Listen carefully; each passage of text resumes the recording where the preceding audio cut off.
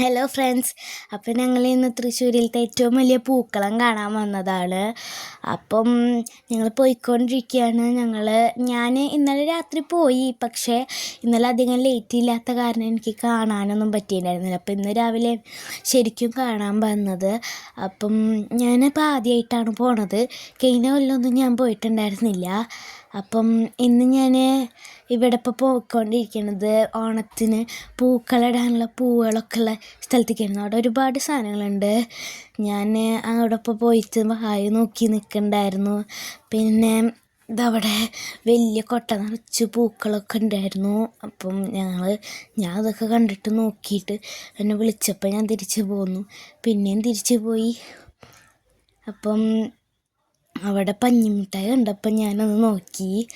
പിന്നെ ഞാൻ നടന്ന് അവിടെ കമ്മൽ കണ്ടപ്പോൾ എനിക്ക് ക്രേസ് കൂടി. അപ്പം ഞാൻ അങ്ങനെ നോക്കി നിൽക്കണമായിരുന്നു. പിന്നെ ടോയ്സിൻ്റെ സെക്ഷനിലേക്ക് പോയി. പിന്നെ അവിടെ നിന്ന് ഞാൻ നേരെ നടന്ന് പോവുമായിരുന്നു. അപ്പം അവിടെ ഭയങ്കരമായിട്ട് അപ്പോൾ ആ അറ്റത്ത് കാണുന്നൊരു പൂക്കളമാണ്.